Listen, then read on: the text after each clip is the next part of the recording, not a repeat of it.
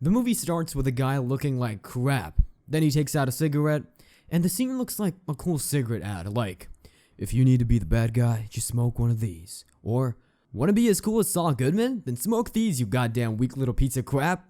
Seriously, I'm totally in for the smoking now. Then he takes out a can of tuna, and again is like, wanna have the best manly lunch of your entire life? Then eat this tuna. And then again he takes out a kitty? Like an ad for adopt kitties, you piece of garbage. Or are you just a little girl? Man, I wish I was as much of a man as this guy. Anyway, what else will he take out from his jacket? Then we see this guy living his 9-to-5 lifestyle, running in the morning, drinking coffee, taking the bus to work, working, returning home, missing the garbage truck the next morning, doing breakfast, drinking coffee, going to work, returning home, and sleeping on a bed with a fence in the middle because he's obviously divorced, but he has nowhere else to sleep. Then repeat over and over and over and over again. You know, the American dream. But one night, he hears some noises, and turns out some thieves snuck into his house. You know, the American dream. So this guy grabs a golf club and says, okay, now's the time to finally have some peace of mind. And decides to play golf while the robbers distract their family, but the robbers catch him. Well, they take some cash and his watch, and Hutch gets a chance to glance at one of the robbers' tattoos, but all of a sudden his son jumps out at one of the robbers. And the man's about to hit the other robber with the golf club, but he stops and asks his son to let go of the robber, and they escape. So we discover they entered by placing a pizza box in the garage door. Is that the same pizza Walter White threw into the roof? Nah, I'm just mixing characters up just because Bob Odenkirk. Unless, then his daughter appears and asks for a cat. Like, what the hell? We've just been robbed and you come here asking for a cat? Go get a job and find it yourself. Or invest in some crypto. Like, I really don't know. Then his neighbor shows off his brand new car and he's like, yeah, my dad died, but who cares? I got this fantastic car. Then this guy Charlie appears and asks, why the hell didn't you hit the robber with the club? Then 12:50, blam, takes out a gun, so Hutch says, no, it wasn't me, it was Ignacio. I'm amigo del cartel. Sorry, it's impossible not to make Breaking Bad references. Well, Charlie gives the gun to Hutch so he can protect himself and the family, but Hutch hides it in a box inside the freezer so he can kill in cold blood. That was the worst joke in the entire video. I strongly apologize. Anyway, why wouldn't he leave the gun? I don't know, in his own office instead of the company's kitchen? Then Hutch discusses with a coworker about buying the company sometime in the near future, and then Hutch locks himself in the office and turns the radio to 1535 and starts talking with a guy called Harry on the radio. Hutch tells Harry that the gun that the woman had was empty, so well, that's why he didn't kill the robber. Then Hutch goes to his father in the asylum and he's like, hi father, long time no see ya, how you doing? And his father says, you look like crap. What a great father. Then Hutch returns home and his daughter says he cannot find her kitty cat bracelet. The last time she saw it was on a plate where the robbers took the money away, so Hutch gets absolutely mad and returns to his father's room, takes a revolver with him, and an old FBI license, so his father says, go for it, son. Oh, and it was a great father after all. He just wanted to see his son putting a bullet in someone else's head. You know, fathers only want what's best for their children. So, Hutch goes from tattoo studio to tattoo studio asking for information. Finally, he arrives at a tattoo studio, and when he shows his FBI credentials, some old guy laughs in his face, realizing that the credential had expired some years ago. So naturally, the tattoo artists are about to beat the shit out of him, but the old guy sees Hutch has an army tattoo on his wrist, so the old guy thanks Hutch for his services and gets away all scared. Of course, the tattoo artists willingly provide the information to Hutch. So, Hutch gets inside the robbers' house, puts the gun towards the head of one of them, and asks for his watch and the daughter's bracelet. They give the watch, but they don't have the bracelet, so when Hutch is about to blow the brains of someone because of a kitty cat bracelet, he hears some baby crying and discovers that, oh god, that baby has an oxygen tank. And of course, Hutch punches a wall until his knuckles bleed. While he's on the bus, some reckless driver hits transit cones in a concrete wall and 5 guys get out of the car, all laughing and drunk as hell. One of them sees the bus, so they decided to get in. Now, the idiot of the bus driver opens the door and lets them in. Like, what the hell? You have 5 monkeys out of their minds and you let them in. Oh, okay, what's the worst that could happen? Makes no sense at all. Wouldn't it be better if, I don't know, they got into the bus by force? So Hutch gets up, takes the bus driver out of the bus, and takes out his gun. He empties it and decides to beat the 5 guys with his wounded fists. Wow, man, no wonder you'd been a great face for a cigarette commercial. Smoke one of these. You'll be able to beat the hell out of 5 guys at a time inside a bus. Oh well, they start fighting and Hutch receives some hits, but he ends up beating the hell out of these guys. You know, I hate these Batman-like scenes. I mean, 5 guys against 1, and they go like one by one, each one waiting for their turn. Well, they're gentlemen after all, what can you do about it? Well, Hutch really beats the guys, with knives and everything, and finally he hits the youngest one on the neck with a tube. The guy's choking to death, so Hutch does the old trick of opening a small hole in one's throat and placing a straw so air can come in. Classic.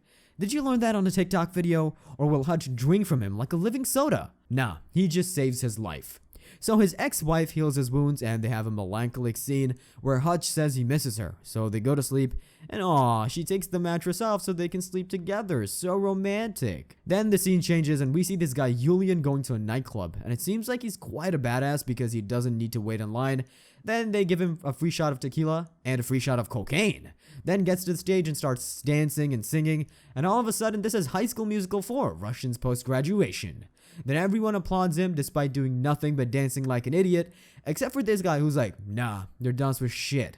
Then he talks with his friends from the Russian mob who are worried about his seriousness, being that he's in charge of protecting all the Russian cash. So Julian crashes his glass against the table and kills the guy with it. And the mob are like, well, okay, thank you for reminding us that our money is safe. Then someone calls Julian and turns out the young boy who beat Hutch with a tube and then drank his blood from with a straw is Julian's brother. Well, was, let's say, because he's about to die. So Julian takes a chair and here's my favorite scene from the movie. Blam! Chair to the face. Then Julian, all pissed off, starts to beat the guy with the chair. Love this fella, Julian. Well, then he slows down and asks where they can find Hutch to avenge his brother, so one of the mobs takes out the bus card. Then Harry calls Hutch and tells him about Julian and that he's up to his neck on crap and that he should go see the barber. So in the barber shop, there's a man that tells him about Julian and they tell him that Julian's taking care of some money from something called the Obshak, where the monies of the entire mob is being guarded by him. Like, Julian's a bit uncomfortable doing it and cannot wait but finish his job and keep on with his life. Meanwhile, Julian has a secretary doing an internet search to find Hutch, and this woman has a friend in the Pentagon, so she sends some compromising pictures to blackmail him. Well, true friends stab you in the front.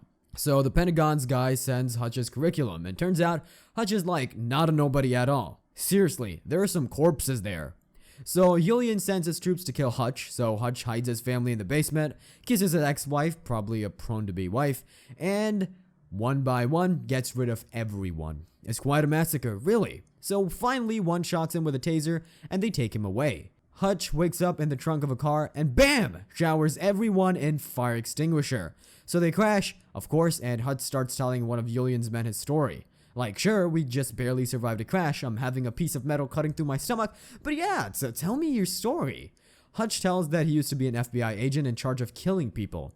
Then Hutch returns home running and calls his dad in the asylum and tells him that things escalated. Well, Hutch takes his family out of the basement, so once his family's out, Hutch puts some music, serves himself some whiskey, and starts talking to the dead bodies in the sofa. Like, come on, I know one of them's still alive, but that's some weird thing you're doing, man. The Hutch tells about another story, when he worked for the FBI and when he was about to kill a man. But this man begged for his life and Hutch realized he was meaning it. So he let the guy go, and 1 year later he went to see how he was doing, and he discovered the guy had a whole family and was happy. And that was like an epiphany, I guess, where he said, you know, killing is not cool, and I should start a family. So he quit, you know, the American dream. Then he finds the kitty bracelet and sets his house on fire. Nice. Oh yeah, and he steals his neighbor's car. Meanwhile, some bad guys go to kill the hell out of Hutch's father.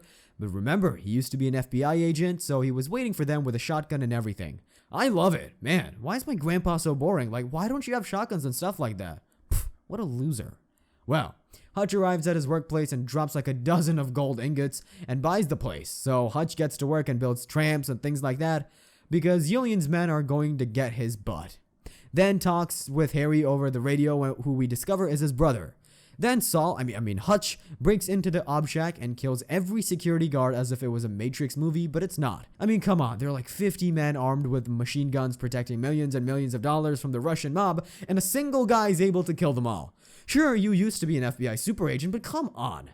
Well, he steals a Van Gogh's painting and then sets billions of dollars of Russians on fire. The American dream during the Cold War. Yeah. The Hutch goes to the nightclub and has dinner while watching Julian's performance. So Julian and his men approach Hutch, but Hutch is so chilled out, like, yeah, whatever, just let me finish my dinner. Oh, by the way, the song was great, but next time sing Breaking Free as in High School Musical, please. We're breaking free, we're soaring, flying. You know that one. So it turns out Hutch has a bomb attached to him like the Joker on The Dark Knight. That same old trick, almost like the one they did in the September the 9th. Okay, so Hutch asks Julian to have a time together. Aw, so cute. So they start talking about their feelings and politics, economics, climate change, first date stuff. And oh yeah, Hutch tells Julian he burned down every single dollar on Obshack. So Julian gets all mad, but Hutch tries to convince him to slow down and start from scratch and forget about this nonsense. So Hutch gets out of the nightclub to see if Julian changed his mind, and no, not at all. They're gonna take Hutch down. Hutch drives everyone to the factory, and when he's trying to get inside, every Julian's men trying to kill him. But yeah, Harry appears with a rifle and saves Hutch. Oh, and Hutch's father also here. Well, they get inside the factory, start to kill everyone, and here's my second favorite scene from the entire movie. This machine sets on a grenade and everything blows up. Ha! This is like one of those YouTube videos where they crash things, but cooler, obviously. Fuck YouTube. Naturally, the following scenes are the entire family shooting the hell out of a Russian mob. Oh, and we have this triple kill that's really cool. Well, finally they get to the final level and there's this cool scene where Hutch takes a shield? I don't know how to call it, then sticks a bomb to it and run towards Julian, then BAM! Explodes in front of Julian. There you go, you piece of crap. Then they all hug and are like, yeah, what a great Sunday evening. Let's do this again sometime. Then Hutch hears a cat meowing like, where did it come from? Makes no sense. Then we return to the beginning of the movie where the officers are asking for information. But sure, he used to be an FBI agent, so Hutch gets away with it. Nice. This movie ends with a classic 3 months later. And we see Hutch and his wife buying a house. And his wife says, does it come with a basement? Like, oh, he's back into business. Haha, such classic This American Dream. I wanna die.